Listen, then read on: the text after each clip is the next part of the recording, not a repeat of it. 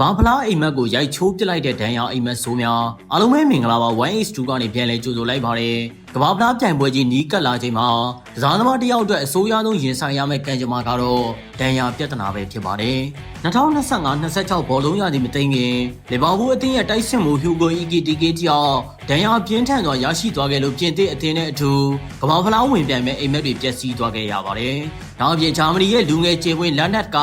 ဂျပန်အသင်းရဲ့ကာအိုမီတိုမာနဲ့ဘရာဇီးရဲ့ရိုဒီဂိုတို့လိုထိပ်တန်းကစားသမားတွေဟာလည်းဒီအိမ်မက်ဆိုးကြီးကိုလက်ခံလိုက်ရပြီးအိမ်မှာပဲကျန်ရစ်ခဲ့ရတော့မှာဖြစ်ပါတယ်။ကဘာဖလားဆိုတာကလေးဘဝတွေကမက်ခက်ရတဲ့အမြင့်ဆုံးမျှော်လင့်ချက်ဖြစ်လို့ဒီလိုအချိန်မှလွဲချော်ရတာဟာတကယ်ကိုနှမျောစရာပါပဲ။ဒီလိုခံစားချက်မျိုးကိုပြီးခဲ့တဲ့တမိုင်းတစ်လျှောက်ကနဝင်ကစားသမားအများကြီးလည်းကြုံတွေ့ခဲ့မှုပါတယ်။2014ခုနှစ်တုန်းကဂျာမနီအသင်းရဲ့အကောင်းဆုံးကစားသမားဖြစ်ခဲ့တဲ့မာကိုရူးစာလည်းပြိုင်ပွဲမစတင်ခင်ခြေစမ်းပွဲမှာတင်ခြေကျင်းဖို့အရွတ်ဆုပ်ပြဲကကဘာဖလားနဲ့လွဲချော်ခဲ့ဘူးပါတယ်။အဆိုးဆုံးကတော့သူတန်ရာကုသနေချိန်မှာပဲ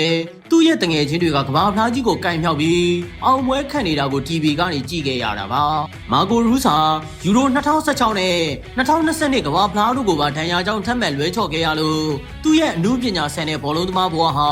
အိမ်မက်ဆိုးတွေနဲ့ပြည့်နှက်လို့နေခဲ့ပါတယ်။အလားတူပဲအီတလီအသင်းရဲ့ဂန်နဝင်တိုက်စစ်မှုကြီးခရစ်စတန်ဗီယာရီကလည်း2006ခုနှစ်အီတလီအသင်းကမ္ဘာချန်ပီယံဖြစ်ခဲ့တဲ့ညကိုမေးနိုင်မှာမဟုတ်ပါဘူး။သူဟာပြိုင်ပွဲမစခင်မှာ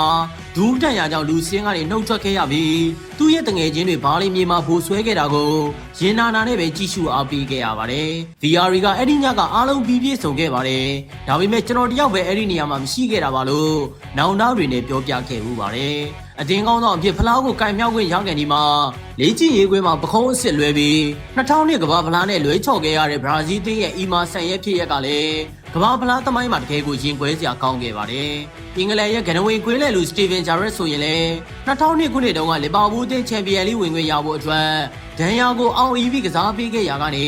နောက်ဆုံးပွဲမှာပေါင်ချန်ကျွတ်သားပြေးသွားခဲ့ပါတယ်။ကမ္ဘာဖလားကိုလွဲချော်ခဲ့ရလို့စိတ်ဆင်းရဲလွန်းတာကြောင့်သူဟာဒူဘိုင်းကမ်းခြေမှာအင်္ဂလန်ဘောင်းမီတိုကိုဝစ်ပြီးလမ်းလျှောက်နေခဲ့တယ်လို့သူ့ရဲ့ကိုယ်တိုင်ရေးထုတ်ပတိထဲမှာရေးသားခဲ့ပါတယ်။နောက်ထပ်ရင်နာစရာကောင်းတာကတော့ဒီလိုတန်ရာတွေဟာကစားသမားတစ်ယောက်ရဲ့လက်ရွေးစင်ကစားသမားဘဝကိုပါအပီးတိုင်ဒီကုန်းချုပ်သွားစေတတ်တာပါပဲ2010ပြည့်နှစ်တုန်းကဂျာမနီအသင်းရဲ့ဝါရင်အသင်းကောင်းဆောင်ကြီးမိုက်ကယ်ဘာလက်ခါချယ်ဆီအသင်းနဲ့အတူ FA ဖလားဘိုလူပွဲကစားရင်ချီကျင်းဖို့တန်ရာရရှိကကမ္ဘာဖလားနဲ့လွဲချော်ခဲ့ရပါတယ်သူနေရာမှာလူငယ်သွေးသစ်တွေနဲ့အစားထိုးခဲ့တဲ့ဂျာမနီအသင်းကစီမီဖိုင်နယ်အထိတက်လန်းနိုင်ခဲ့ပြီးတဲ့နောက်မှာတော့ဒီပြဖြစ်သူကဘာလက်ကိုအသင်းစီပြန်မခေါ်တော့ပဲနှင်းလီရှုထားခဲ့တာကြောင့်သူဟာလက်ရွေးစင်အင်ကြီးကိုနောက်ထပ်ဝစ်စင်ဝင်မရတော့ပဲပွဲရည်အတွက်68ပွဲနဲ့တင်ဝမ်းနည်းစရာကောင်းလောက်အောင်အနားယူခဲ့ရပါတယ်အခု2026ကမ္ဘာဖလားကိုလွဲချော်သွားခဲ့ကြတဲ့ကစားသမားတွေအနေနဲ့လည်းအိမ်မက်တွေကြိုးပြတ်သွားရလို့ဂန်နဝင်ကစားသမားမာကိုရူးစ်ပြောခဲ့သလိုပါပဲဒါဟာစိတ်ပြက်စရာအထွေးကြုံတစ်ခုဆိုပေမဲ့ကိုပြန်လဲစူးစီးပြီးအရင်ကထပ်ပို့တန်မာတဲ့ပုံစံနဲ့ကွင်းအတွင်းကိုပြန်လာဖို့ကြိုးစားရမှာပဲဖြစ်ပါတယ်ဒီလိုအရသာရှိတဲ့သုံးသက်ချက်တွေကိုအမြဲတမ်းဆင်နိုင်ဖို့ 1H2 ကို like and follow လုပ်ထားပြီးဖို့ပြောကြားရင်းဆုံးသက်ပါရစေကျေးဇူးတင်ပါတယ်